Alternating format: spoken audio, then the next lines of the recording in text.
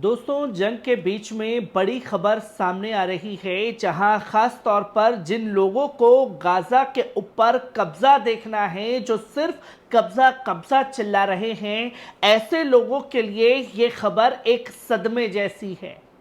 जहां Israeli media द्वारा ये बताया गया कि याह्या सिनवार जो हैं वो फ़िलिस्तीन छोड़ करके भाग चुके हैं। तमाम नेता जो हैं हमास के वो भाग चुके हैं। फ़िलिस्तीन इस्लामिक जिहाद के तमाम नेता जो हैं वो भाग चुके हैं। और फिर ये भी खबर बताई जाने लगी कि फतह के कुछ नेता भी जो हैं वो भी फ़िलिस्तीन छोड़ करके भाग चुके हैं।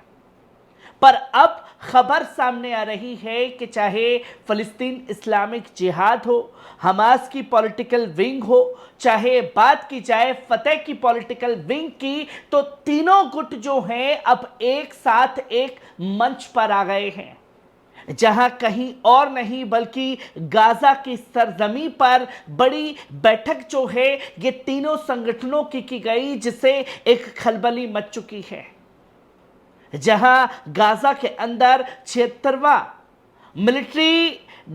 डे जो है वो मनाया जाता, पर जंग के चलते वो तस्वीरें जो हैं लोगों के सामने नहीं आ सकी। पर यहां गाजा के अंदर फ़लस्तीनियों को तमाम चीज़ों से रोका जा सकता है, पर दुनिया भर में जो फ़लस्तीनी मौजूद हैं उन्हें करीब आने का मौका मिल गया। जहां दुनिया भर में मौजूद फ़िलिस्तीनी लोगों ने अपना मिलिट्री डे मनाया और ये साफ तौर पर कहा कि फ़िलिस्तीनी वो कौम है जो अपने ईमान पर डटी हुई है, जो ना झुकना जानती है, ना भागना जानती है और ना ही अपनी सरजमीन को छोड़ना जानती है।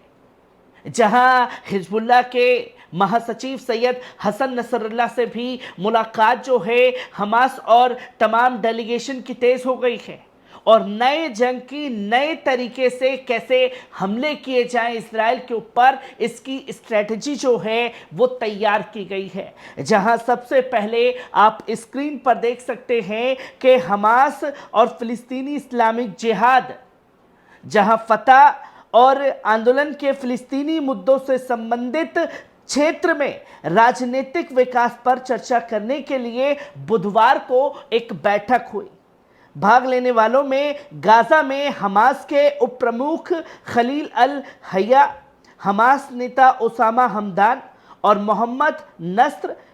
फ़िलिस्तीन इस्लामिक जिहाद के महासचिव ज़ियाद अल रखेल और पीआईजी के सशस्त्र विंग के नेता अकरम अल शामिल थे,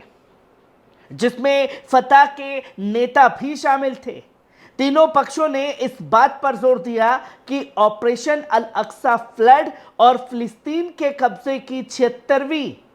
जो मिलिट्री डे है उसके बारे में पुष्टि दी और कहा कि इजराइल का कब्जा विक्टन की ओर बढ़ रहा है। जहां पहले ये तीनों गुट फ़िलिस्तीन के अंदर अलग अलग थे, पर चीन की भूमिका के बाद हमास और खासतौर पर फतह को नज़दीक लाने की कोशिश की गई, जिसका रिजल्ट देखने को मिला कि अब फ़िलिस्तीन इस्लामिक जिहाद तीनों गुट एक साथ आ गए हैं। और ये साफ तौर पर कहा जा रहा था कि एक के बारे में दूसरे को भड़का दिया जाए और ये लॉलीपॉप दे दिया जाए कि साहब आप इससे ख़तरे में हैं, हम इसको ख़त्म कर देते हैं, फिर आपका पूरी फ़िलिस्तीन की सत्ता पर काबिज होंगे। पर अब ये चीज़ें समझ में आ चुकी हैं फतह और तमाम संगठन को कि यहाँ सिर्फ हमास को नहीं बल्कि कल फतह को भी ख़त्म किया जा सकता है, तो परसों फ़िलिस्तीन इस्लामिक जिहाद को भी ख़त्म किया जा सकता है। और अब ये तीनों संगठन जो हैं एक छत के नीचे आ करके बड़ी मीटिंग कर रहे हैं और ये मीटिंग गाजा के अंदर चली, जहाँ तीनों संगठन के लोगों ने जहां जहां मोर्चाबंदी की जा रही है, ज़मीनी स्तर पर अपने योद्धाओं की, अपने लड़ाकों की, अपने मुजाहिदीनों की तारीफ़ की और बताया कि हम हर जगह पर मोर्चे पर हैं, और साथ ही साथ फ़िलिस्तीनी आवाम की भी प्रशंसा की और कहा कि इतना सब होने के बावजूद आप अपनी सरजमी पर टिके हैं, यही इजराइल की सबसे बड़ी हार है। तो वही ये तमाम चीज़ें जो हैं वो सामने आई और कैसे जंग की शुरुआत की जाए, अब कैसे नए जंग के दायरे को आगे बढ़ाया जाए, इसके बारे में जो है प्लानिंग की गई। और यही साफ तौर पर हिजबुल्लाह के महासचिव से भी मुलाकात की गई, जहां सैयद हसन नसरुल्लाह से हमास का, फिलिस्तीन इस्लामिक जिहाद का और फतह का एक डेलीगेशन मुलाकात करता है, जहां हिजबुल्लाह के महासचिव सैयद हसन नसरुल्लाह ने खलील अल हैया के नेतृत्व में इस्लामिक प्रतिरोध आंदोलन के नेताओं के साथ प्रतिनिधि मंडल की मुलाकात की, जिसमें मोहम्मद नस्र और उसामा हमदान भी शामिल थे। बैठक के दौरान दोनों पक्षों ने विभिन्न समर्थन मोर्चे के साथ साथ कब्जे वाले फिलिस्तीनी, विशेष रूप से गाजा में घटनाओं और विकास का व्यापक चर्चा की। उन्होंने हालिया युद्ध विराम वार्ता, गाजा पर युद्ध पर अपने अंतर्राष्ट्रीय राजनीतिक रुख को भी दर्शाया है और दुनिया भर के छात्र जो फिलिस्तीन के समर्थन में प्रदर्शन कर रहे हैं उनकी प्रशंसा की है। और यह साफ तौर पर कहा है कि दुनिया जहां फिलिस्तीन को गलत बताने पर लगी थी, अब पूरी दुनिया सपोर्ट में उतर रही है। जहां उन्होंने ऑपरेशन अल अक्सा फ्लड के सम्मानजनक लक्ष्यों को प्राप्त करने के लिए अपने एकजुट रुख को दुनिया के सामने रखा और लोकप्रिय क्षेत्रों में प्रयासों को जारी रखने की पुष्टि की और ये बताया कि हम हर मोर्चे पर एक साथ एकजुट हो करके इजराइल के ऊपर बड़ा ऑपरेशन करेंगे। जहां ये तस्वीरें तो संगठन के लोग एक साथ आ ही रहे हैं, जहां तमाम देशों के छोटे छोटे संगठन आकर के इजराइल और सुपर पावर अमेरिका जैसे देश से लोहा ले रहे हैं,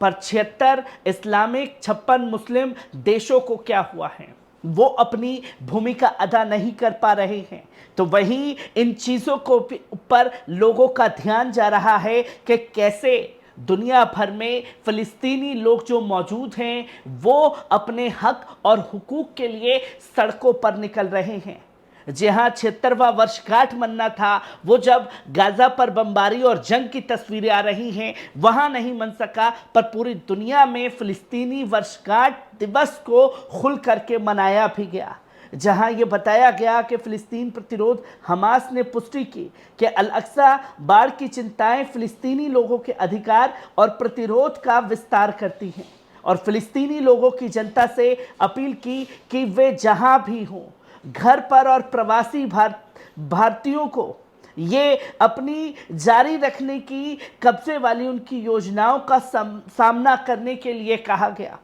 और ये कहा गया कि अक्टूबर के ऑपरेशन से चल रही जंग के बीच देश और विदेश में सभी फिलिस्तीनियों में एकजुटता को मजबूत किया है। दुनिया के सामने ये साबित कर दिया है कि ऐसे लोग हैं जो हार नहीं मानते, झुकना नहीं जानते, समझौता करना नहीं जानते और अपनी सरजमीन को छोड़ना नहीं जानते हैं। वो सिर्फ लड़ना जानते हैं अपने अधिकार के लिए। यही जो है जंग के दौरान हो रहा है। तो वहीं इस्माइल हानिया का बयान भी सामने आया है, जहां हमास के राजनीतिक ब्यूरो के प्रमुख इस्माइल हानिया ने यह बुधवार को साफ तौर पर पुष्टि की कि कब्जा अभी भी आतंक और अस्तित्व के खतरे में जी रहा है और नकबा के 76 साल बाद भी अस्तित्व के लिए संघर्ष कर रहा है। और उन्होंने ये साफ तौर पर बताया कि ये सालगिरह जो है एक खतरे की घंटी इजराइल के लिए होगी, क्योंकि अब सारी लिमिट जो है वो पार कर दी गई है। किस तरीके से नई स्ट्रेटजी तैयार होगी उसका भी जिक्र इस्माइल हानिया द्वारा किया गया। और सबसे बड़ी बात तो ये है कि तमाम बड़े बड़े बम गिराए जा रहे हैं, बिल्डिंगों को ध्वस्त किया जा रहा है, उसके बावजूद तीनों संगठन के बड़े नेता गाजा की सरजमीन पर मीटिंग कर रहे हैं। हर एक खबर से आपको रूबरू कराता रहूंगा। दीजिए इजाजत।